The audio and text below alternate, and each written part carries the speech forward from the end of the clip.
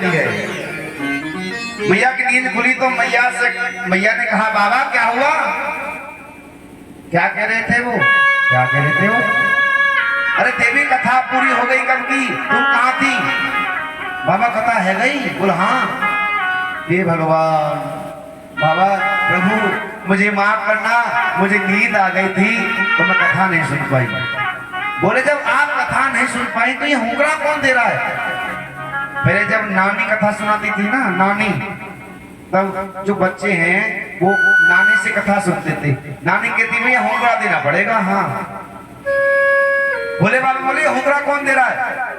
और नजर उखाड़ कर देखा तो तोते में, उस अंडे में से जो तोता का बच्चा है, ओहो, हुंकरा दे रहे हो तोता, उमा के पड़ गए सोता।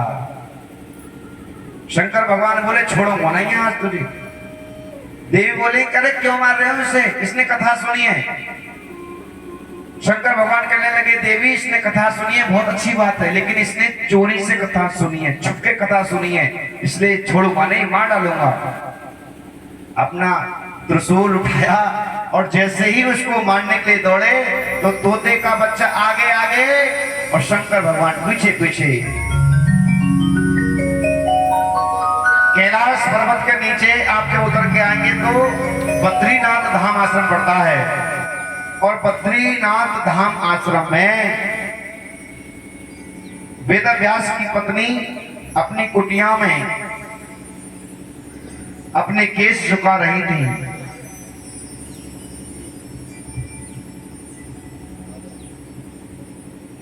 और श्रीमती जब केस जो है सुखा रही थी, उनको जवाई आई तो जवाई में उनका मुंह खुला।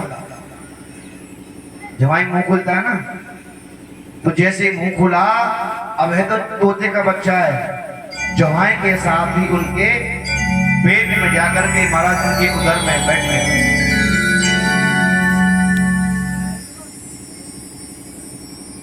उदर में जाकर के 12 वर्ष तक उसने महल बना, मंदिर बना करके गर्भ में वास किया। ऐसे ही सुखदेव जी भगवान जिन्होंने जन जन में इस भागवत कथा के माध्यम से भगवान की चर्चाएं, कथा का प्रचार प्रसार किया। सूत जी कहते हैं आज ऐसे गुरु जी महाराज को प्रणाम करने के बाद में आइए मैं तुम्हारे जो 6 प्रश्न हैं उनका जवाब देता हूं।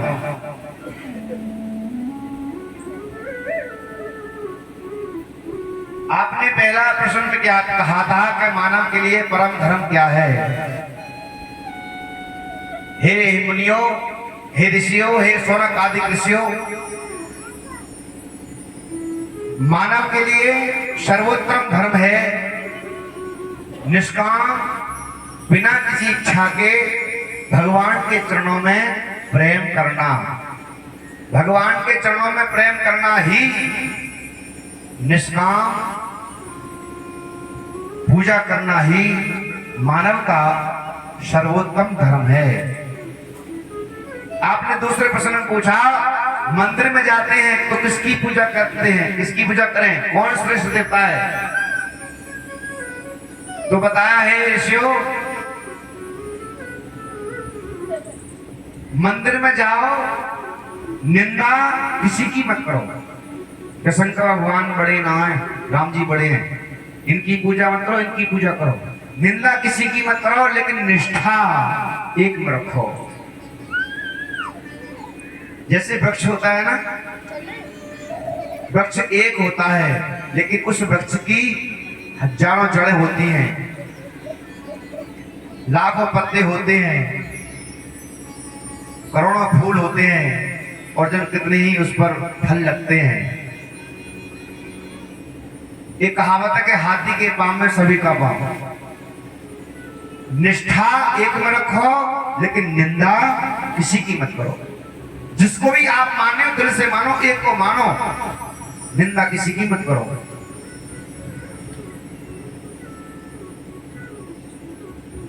और ये जितने भी देवी देवता है ना, इनका मूल क्या है? श्री कृष्ण। इसलिए भगवान कन्हैया के चरणों में, भगवान राम के चरणों में निष्काम, निष्कपट, निश्चल प्रेम हो, निष्ठा हो, लेकिन निंदा किसी की नहीं। एक साधे सब सधे,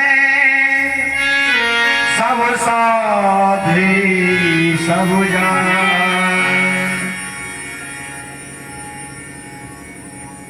अनन्यास चिंत्यन्तो वा ये जना पर्युपासते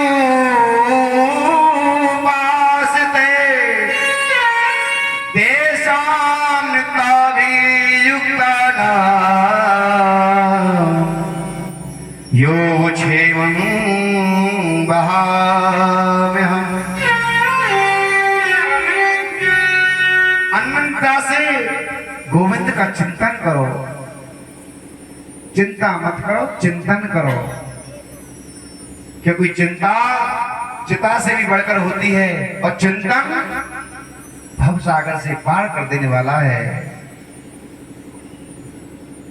इसलिए जिसकी दृष्टि में एक से रहा कोई हो ना, दृष्टि आपकी ऐसी महान बन जाए कि आपके सामने जो भी आए उसमें गोविंद ही दिखाई दे। सिय राम में सब जग जानी, हरे हो प्रणाम जोर जुग पानी। हर किसी में, तुझ में राम, मुझ में राम, सब में राम समाया है। कर लो सबसे प्रेम जगत में, कोई नहीं पराया है। जो हर किसी में परमात्मा की दृष्टि, परमात्मा की छाया दिखाई दे, ऐसी निष्ठा भगवान के चरणों में अर्पित करो, ऐसी निष्ठा बनाओ। तीसरा, आपने पूछा भगवान का नाम अजन्मा है तो जन्म क्यों लेकर के आया? देखिए, भगवान का जन्म नहीं होता, भगवान के अवतार होते हैं। जब जब होए धर्म की हानि, बाढ़ई असुर अधम अभिमानी। क्या करते हैं प्रभु? तब तब प्रभु धर्म विविध शरीरा, हर ही कृपा निध सज्जन पीड़ा। भगवान अवतार लेते हैं, भगवान का जन्म नहीं होता। भगवान के 24 अवतार हैं, ध्यान से सुनिएगा। भगवान का पहला अवतार है शनक, सनंदन, सनातन और सनत कुमार। इन चारों भाइयों के रूप में भगवान का पहला अवतार। दूसरा 12 अवतार, जिन्होंने हिरण्याक्ष को मार करके और धरती को उस हिरण्याक्ष से मुक्त कराया। भगवान का दूसरा अवतार है 12 अवतार। भगवान का तीसरा अवतार है संत नारद अवतार। भगवान का चौथा अवतार है नर और नारायण। भगवान का 5वां अवतार है भगवान श्री कपिल देव जी के रूप में, जिन्होंने अपनी मां को सांख्य का ज्ञान देकर के, सांख्य ज्ञान देकर के जिनका कल्याण किया। ऐसा दिव्य प्रवचन किया महाराज, जिससे उनकी जिंदगी सुधर गई।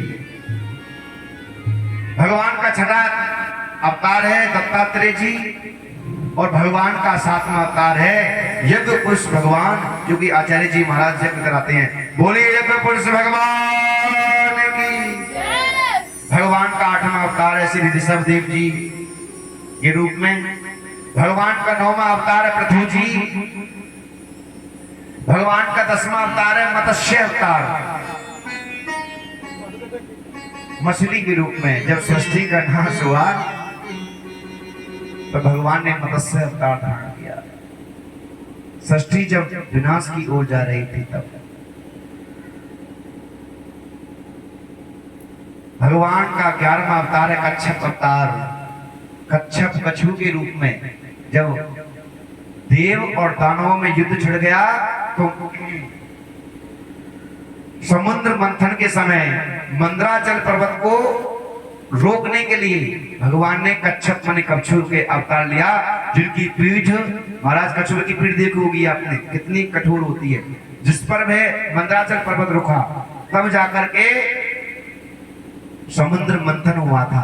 तो भगवान का 11वां अवतार है कच्छप अवतार।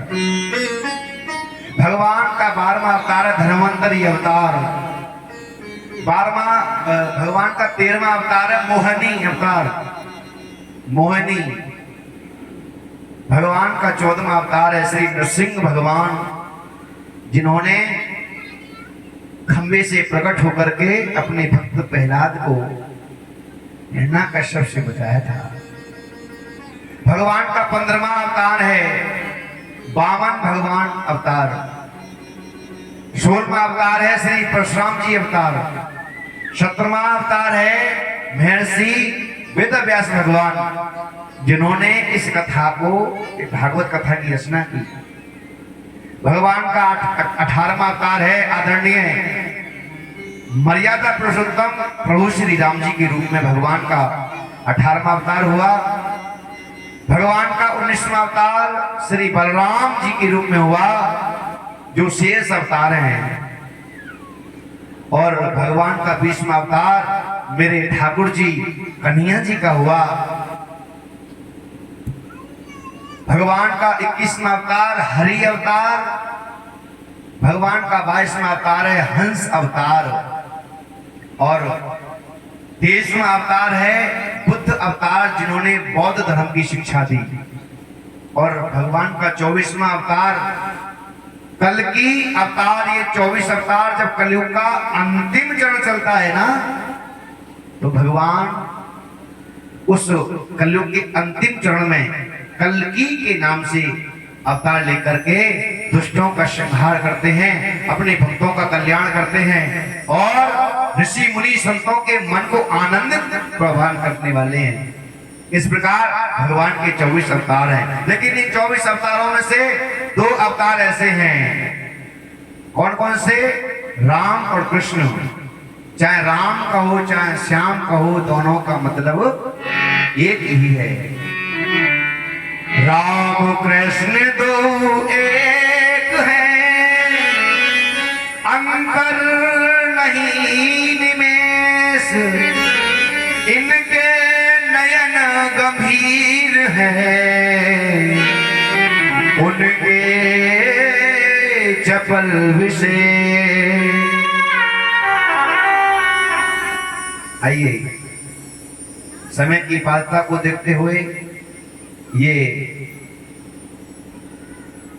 आज की कथा यहीं पर विश्राम देती है। और भैया गांव वालों के कहने पर और कल भी कथा नहीं होती, उसकी पूर्ति करने के लिए रात को 7 बजे से कथा प्रारंभ हो जाएगी। इसलिए अब 4 बज रहे हैं। अपने घर जाकर के अपने घर की व्यवस्थाएं पूरी करके खान पान खाना पीना इत्यादि जल्दी खा पी करके और 7 बजे कथा में आ जाएं, क्योंकि आज ही कथा चलेगी। अब रोज कहने लगे भैया रोज कथा चलाओ, तो ये जितने भी संगीत वाले हैं ना, जन्माष्टमी का कार्यक्रम आ रहा है, सब कहीं ना कहीं पहले से बिजी होते हैं। ये बात पहले ही इनको बताई थी। मैंने बताया भैया कथा का नियम होता है 12 से 4 तक। बोले महाराज ठीक है। और गांव वाले कह रहे हैं जी रात में कथा करो। कथा का नियम एक दिन एक वो होता है। फिर भी आप लोगों का सम्मान करने के लिए आज रात को कथा होगी। इसलिए अपने कार्य से गृह कार्य से शीघ्र निवृत्त होकर के कथा में पधारे और आज रात की कथा यहीं से प्रारंभ होगी। आइए लगाएं जयकारा, बोले वृंदावन बिहारी लाल की जय। सब अपने स्थान से खड़े हो जाएं और आरती कराएं।